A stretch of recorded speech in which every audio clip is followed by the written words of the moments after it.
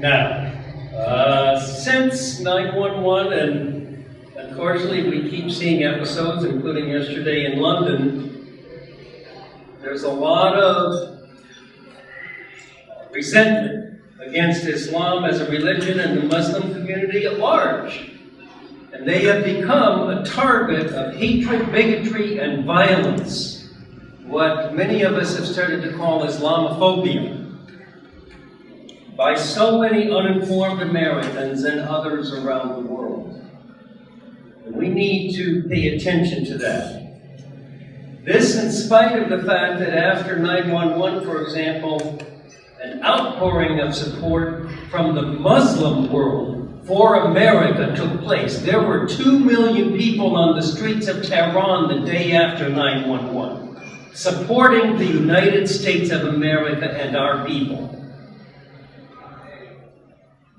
Now, I have felt for some time that the best antidote to this Islamophobia is when Muslims actively and visibly work for peace through peaceful means. That's the reason that I'm so excited and pleased that we are honoring, now as our final honoree today, Muslims4Peace. They have partnered with the Coalition for Peace Action as an active leader in peacemaking in a number of ways. They have been co-sponsoring our annual conference and multi-faith service for peace. Mark your calendars for November 12th this year, when we'll be having Noam Chomsky and a number of other folks come. They have invited CFPA to their annual conference at Rutgers, where I've been privileged to both be a keynote speaker and this year was an honoree at their conference, so what goes around comes around. And by co-sponsoring a gun violence prevention effort, and I wanted to say as one final thing, I was invited twice this fall to speak at a mosque in Somerset by Muslims4Peace, and they know how to turn a crowd out. I noticed that. There were 500 people at each of those meetings. This gives you a sense of the fact that the vast majority of the Muslim community not only gives lip service to peace, but they show up, just like I called you to at the beginning of this afternoon. They show up when it's important to show up for peace. So let me invite now the leaders of the Muslims4Peace organization to come forward.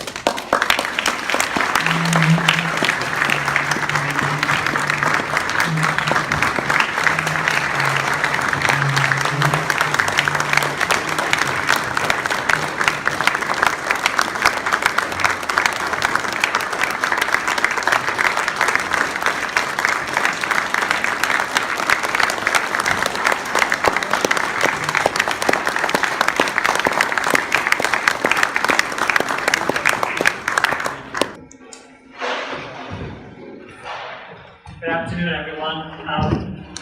I'm privileged to say a few words, and I'll tell you I had about a half an hour to prepare for this. So I did what most people do best, I barged my wife. What I wanted to do is just take a few minutes and tell you a little bit about the organization, Muslims4Peace, and the work that I've done. But really the work that Mustafa has done is really been the brains behind this organization, and it's really been about an education journey.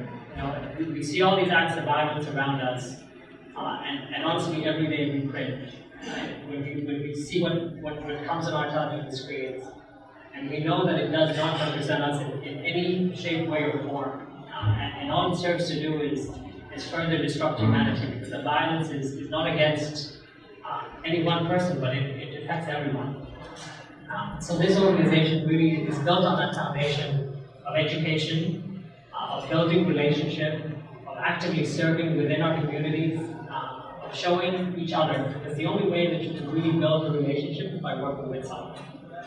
And so we believe that the closer we can get with the Coalition for Peace, with other organizations, the more work we can do within charitable foundations. We work with kids in Trenton as well. We work with soup kitchens. It's a bit of everything. It's reaching out your fingers and reaching out with your coalition and reaching out to your members to touch everyone as wide as you can and show that we as people care about everybody else. We care about ourselves and we care about the nation that we live in. We are Americans, we love America, and we want it to be great, but we want to make sure that we're doing it the right way.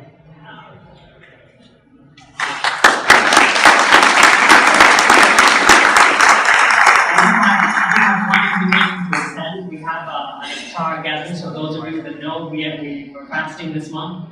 And on Wednesday, we have an iftar gathering at Rutgers. You can tell me more where. Come on, I'm like. Sorry about that. This event Wednesday, do we have any MSWs in attendance here? All right.